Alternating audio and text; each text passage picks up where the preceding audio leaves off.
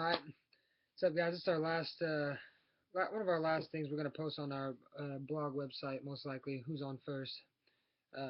Adam Stotts here with Garrett Cameron. I did. Our topic was IU baseball. If you've been following, which Dr. Cliveo, you're probably one of the only ones right now, but we appreciate your support so far. We thought we'd wrap it up. Since we were kind of limited to baseball, we wanted to obviously talk about the direction of the program's going, since this is one of our last things that we're going to be posting, but also we kind of want to talk about the program as a whole and all the sports aspect. So we'll start with baseball and we'll finish up with baseball, and then in between we'll hit all the other sports. So first, starting with baseball, I'm going to toss over to you. Uh, we saw that last year we established ourselves, and you're not an IU fan, by the way. I am, but we established ourselves as a baseball team. Fired Tracy Wilson, or not fired Fire. Tracy Wilson. He left. Yeah, he left for Arizona State, and now we bring in a guy like Chris Lamonis. You think that's a good move by Fred Glass? Me and you were talking about it earlier. We'll touch on the other sports player. That's a different issue as a whole. But I really do think Chris Lamonis was a really good hire out of Louisville. We were saying at the beginning they definitely took a hit switching coaches. It kind of went from a more offense-oriented strategy to Lamonis, who's mainly known as a pitching coach. But I think you'll agree as well that after that beginning, it's really headed in the right direction. Over the next couple of years, I think we'll see some vast improvement. Yeah, and we were talking about. I mean, he came from Louisville, which is a place that we kind of know well because we're so close to it. And we were talking about players he's developed. We have Josh Rogers, who's there now, who's won his last 6 or 7 starts. These are all people he brought in. Jeffrey Thompson from Ford Central. Already in the league. Yeah, he's already in the league, so he's good at developing players, which is right now IU's only 21-15. They're on a kind of a little bit of a drop, but definitely he lost 4 or 5 players to the draft last year from last year's team, so definitely on a chance for IU to have a lot of growth and improvement. So we'll kick it off to some other sports here. Just Fred Glass in general. What would you rate him if you had to, just on what he's done with not only the baseball but basketball and football, the 3 major ones? You can be Like honest. you said, You can be yeah, honest. I'm not an IU fan at all, and I try to look at it more subjectively, even though I'd probably lean on the other side of the fence towards liking IU a lot. But it's time to go. They really do. I mean, for a while there, it looked like, and Chris Lamonis might end up being the same, but for a while, it looked like Kevin Wilson was going to turn the program around. They probably have, what are they, statistically, offensively, probably top 10 in yards. IU? Yeah. Yeah. Rushing, definitely. I don't know about passing off a little bit. But it gets to a point that it's just not enough. Winning, I agree for Indiana, just making a bowl game is a really successful season, like most teams, it really is, unless you're a powerhouse. But he just plays no defense, and you can't win. I mean, the Big Ten's not the SEC of defensive powers at all, but he can't stop anybody, and unless he gets over that hump where he's consistently winning 6 games over these next couple of years, I think if Fred Glass goes, he's probably going to go with him.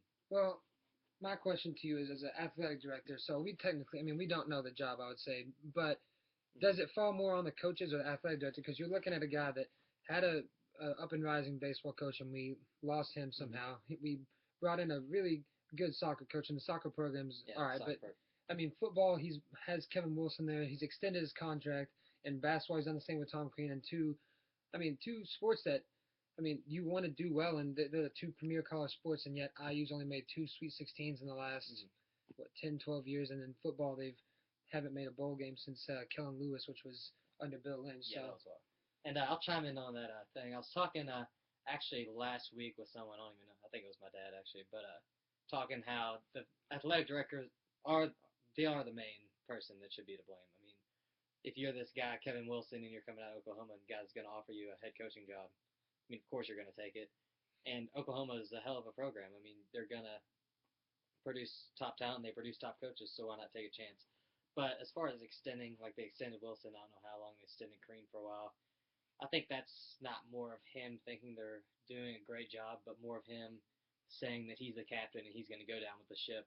I mean, even though other people don't believe in his guys, he's going to at least portray that he does and going to keep them as long as he can, and they're not going to go until he's finally fired. So we'll tap on the one I know you want to tap on. We'll go IU basketball. Comparing it to baseball, it's almost been 2 different ends of the spectrum where IU was supposed to be known for basketball. They've went down. Baseball with Lamonis, and even before him with Tracy Smith, they've been on a rise to where they haven't been good at baseball in a long time. So you come to the basketball one, Tom Crean. what's your thoughts on Fred Glass as an AD with the basketball situation? So, I mean, you kind of already got my opinion on Fred Glass. I talked about it. He's going to ride the ship as long as he can. I don't think it's a point of him believing in Tom Crean or not. He's just going to kind of go with it and pretend he does and have a good time being the head man of Indiana for as long as he can until eventually he gets that axe.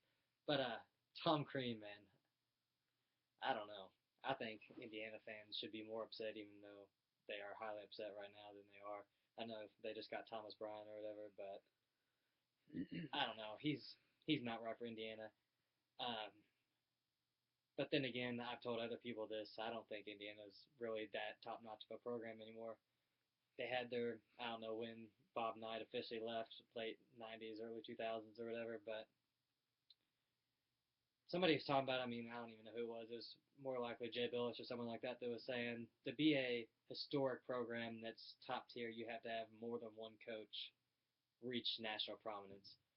For example, I'll bring in Kentucky Wildcats, like that. They started with Adolph Rupp, and he's a top five coach of all time. And then where we go from there, Joby Hall won a national championship. Then we brought in young Rick Pitino, even though that's a completely different topic to begin with. I'm not going to stop it. Um, moving on from there. And then now we have John Calipari, uh, who's, in my opinion, the top coach in college basketball. And if you kind of want to argue that, I will, but I'll refrain from saying everything I want to for the purpose of this blog. You want to go and get your thoughts on Yeah, well, Green? like I was saying, it falls back on. That's why I think even comparing different programs with their ADs, like UK's, he's UK's been real cut and dry. They fired a guy like Tubby Smith, who by any other standards would have been a Heck top, of a coach. yeah, a great coach, but it's called getting it done. And I think that even with Kevin Wilson, and we'll see with baseball what happens, but with Tom Crean, I feel like it's been more of a friendship with Glass, which is why I think How many years he's been here? who Crean. Green? 7? This will be his eighth Eighth. this year. So 8 years, 2 Sweet 16s, nothing past that. Which I mean, you have to give the guy props because he brought a Came from yeah he got nothing. nothing, They gave him but nothing as much for his time to where the first couple years you can give it to him. But right.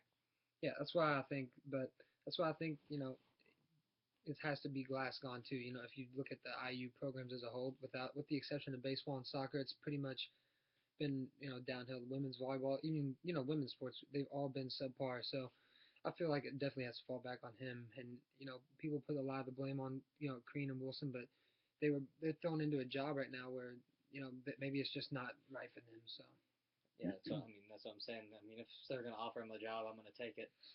But yeah, I guess we can go there. You want to move on to baseball? And yeah, just we're, kind of we're wrap gonna it up we're a gonna little wrap bit. up. We just wanted to get our intake. We've been stuck on baseball all year, so we kind of wanted to just give kind of a little finale type thing where we could give our insight on the whole sports. But baseball, what do you like for the future of it? Do you see do you like Lamona's first off as the guy that can take them because they're starting off a little rough. 21-15 is exactly where they want to be, but they do start two or three freshmen and a couple sophomores. So Yeah, I talked about that in a more recent post, kind of about the future, recruiting wise.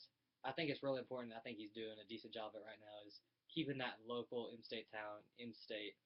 That's a big football thing too. There's just so many prospects. They got to make sure that they continue to keep those guys in because it's impossible to get everywhere. There's 15, 20 guys on every team, and there's hundreds of teams in each state. It's pretty much impossible to do that. For Lamonis himself, I really do like him. He started off a little bit uh, not really shaky, but coming towards the middle, he was getting close to 500. I think he stretched it back out now, and now they're what on a 3 or 4 game four losing game streak. losing streak. I mean, yeah, I feel like from where we're from, Southern Indiana, he has to lock down that border because That really is a lot of the that's the players. hotbed. Yeah, I mean, if you look at Louisville's starting lineups the past couple years, they've had four or five guys each year from Southern Indiana right Wheeler. So I feel like there's a lot of talent down there that IU's been missing out on the And past couple they're years. a team that's going to super regionals every Yeah, year so too. that's what I feel like. Yeah. Like in order for IU to really be successful, they have to. It's going to start with recruiting, but I like his coaching style, and we'll see. The Big Ten's not as tough as it has been, so I feel like Indiana can definitely make a push. Are there any teams really that are contenders for it all? No, I don't think so. That's why I think it's so wide open that if he can put together a solid team, that's why they were so good last year. They were good on a national scale, but they also dominated the Big Ten, and they only lost like a couple games. Whereas you see the SEC and the Big East or the ACC, pretty big powerhouse to get like 3 or 4 teams into the regionals every year. So But just like Big Ten's over time has been known as a basketball conference, right, the SEC is football and baseball yeah, because exactly, it's outdoors and you can play them year right, round. And people in Indiana and Wisconsin are stuck inside shooting exactly. free throws. All right, well, I think we're gonna wrap it up. That was our final season report right here. Adam Stotts, Garrett Cameron. Hope you all had a good year, and we'll see you later.